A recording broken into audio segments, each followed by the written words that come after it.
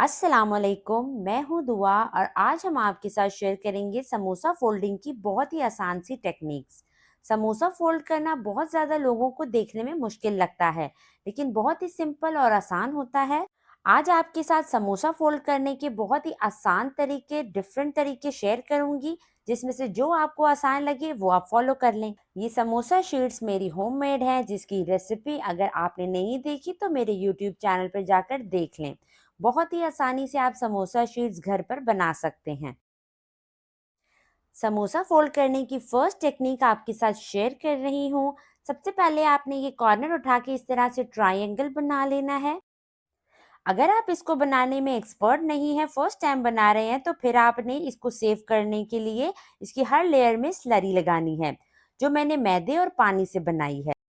1 खाने का चम्मच मैदा और 2 खाने के चम्मच पानी से मैंने स्लरी तैयार की है, जो हमारे समोसे को जोड़ने के लिए ग्लू का काम करेगी। इस तरह से पॉकेट तैयार कर लें, इसमें फिलिंग डालें। बहुत ही आसान तरीका है, बहुत ही परफेक्ट और प्रोफेशनल स्टाइल से समोसा बनकर तैयार हो जाता है। सामने की साइड पर स्लरी लगा लेंगे, कॉर्नर्स पर अच्छी तरह लगाएंगे ताकि समोसा फ्राई करते हुए इसके अंदर ऑयल ना जाए। अच्छे से इसके कॉर्नर्स को आप दबा लें। फिलिंग आपने ज़्यादा इसमें नहीं रखनी, नहीं तो समोसा आपका फट सकता है। समोसा फोल्डिंग की सेकंड टेक्निक आपके साथ शेयर कर देते हैं। ये बहुत ही सिंपल और आसान है। इसमें थोड़ा सा लंबा ट्रायंगल टाइप का समोसा बनता है। ये इतना आसान है कि अगर आप बच्चों को भी अपने साथ बिठाएंगे तो बच्चे भी आपके साथ बना लेंगे। अब आपने ये देखा, मैंने ऊपर स्लरी लगाई है और नीचे वाला हिस्सा उठा के इस तरह ऊपर रख देंगे, तो ये हमारी एक पॉकेट तैयार हो जाएगी। अब इसके अंदर फिलिंग डाल दें। ज़्यादा फिलिंग डाल के इसे भरना नहीं है। इसको दबा लेंगे और ऊपर की साइड पे स्लरी लगाएंगे। अब इसे बंद कर लेंगे। आपने देखा कितना ही आसान और सिंपल तरीका हमने आपके साथ शेयर किया। अब समोसा शीट की एक और टेक्निक शेयर कर देते हैं। सबसे पहले आपने यहाँ पे फिलिंग रख देनी है और इस तरह से इसके तीनों साइड्स पे स्लरी लगा देनी है। फिर आपने ये साइड उठा के ऐसे ऊपर रख देनी है फिलिंग के, और फिर इसे प्रेस कर लेना है जहाँ से आपने स्लरी लगाई थी। और फिर इसको ऐसे उठाएंगे और फोल्ड कर देंगे और इस कॉर्नर पे आपने स्लरी लगा देनी है अगेन। और अब इसको इस तरह से बंद कर देंगे और इसके साइड्स और कॉर्नर अच्छे से दबा लेंगे। तो ये आपका एक पफ समोसा तैयार हो जाएगा। अब समोसा फोल्डिंग की फोर्थ टेक्निक आपके साथ शेयर कर देते हैं। अगर पहले वाली दोनों आपको समझ नहीं आए तो ये वाली बहुत सिंपल और आसान है, क्योंकि हमने इसको सिर्फ ट्रायंगल की तरफ लेकर जाना है और ट्रायंगल से आगे ट्रायंगल फोल्ड करते जाना है और ये पॉकेट बनकर तैयार हो जाएगी। अब इसके अंदर फिलिंग डालें और सामने की तरफ अच्छे से स्लरी लगा के पैक कर लेंगे। आप स्लरी की जगह अंडे का भी इस्तेमाल कर सकते हैं, उससे भी ये बहुत अच्छे से स्टिक हो जाएगा।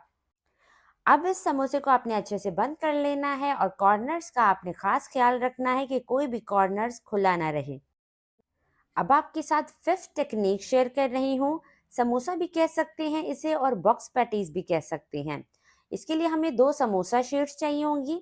मिडिल में हम स्लरी लगा लेंगे और ऊपर से दूसरी शीट रख लेंगे और दरमियान में फिलिंग डाल देंगे। और फिर इस तरह से इसके चारों साइड्स पर पेस्ट लगाते हुए इसको बंद करना है। बहुत ही यूनिक और बहुत ही अच्छा लगता है ये पैटीज। आप भी इस टेक्निक को ज़रूर ट्राई करें। एक और फोल्डिंग टेक्निक आपके साथ शेयर कर रही हूँ। जी हाँ, ये है रोल फोल्डिंग करने का तरीका। इस तरह से इसमें आपने फिलिंग रखनी है, पीछे से उठाकर आपने आगे रखना है और साइड्स आपने इसके बंद कर देने हैं। चारों तरफ से अच्छी तरह से बंद करने के बाद लास्ट में आखिर में कॉर्नर पर आपने स्लरी लगानी है और इसको बंद कर लेंगे और हमारा रोल बहुत ही आसान फटाफट तरीके से बनकर तैयार हो गया है। अब मैं आपके साथ वॉन्टन बनाने का तरीका शेयर कर रही हूँ। किस तरह से आप वॉन्टन बना सकते हैं। ज़्यादातर ये शादियों वगैरह में होते हैं, बेकरीज में भी मिलते हैं। ये बनाना बहुत ही सिंपल और आसान है। देखने में मुश्किल लगते हैं, लेकिन बहुत ही आसान बनकर तैयार होते हैं। दरमियान में मैंने फिलिंग रखी है और ट्रायंगल शेप में स्लरी लगाकर इसको बंद कर लिया है। बीच में इसको प्रेस करेंगे, एक कॉर्नर पर स्लरी लगाएंगे और दूसरी तरफ भी स्लरी लगा लेंगे और फिर इसको इस तरह से बंद कर लेंगे। तो ये मिनी वॉन्टन तैयार हो जाएगा। इन सब समोसा फोल्डिंग टेक्निक्स में से आपको जो भी पसंद आए, जो भी अच्छी लगे, जो भी आसान लगे उसे फॉलो कीजिएगा। कमेंट सेक्शन में मुझे फीडबैक दीजिएगा कि आपको कौन-सी वाली टेक्निक आसान लगी, अच्छी लगी और कौन-सी वाली आपने ट्राई की। इसी के साथ इजाज़त चाहती हूँ। अपना ढेर सारा ख़्याल रखिएगा, दुआओं में याद रखिएगा। अल्लाह हाफ़िज़।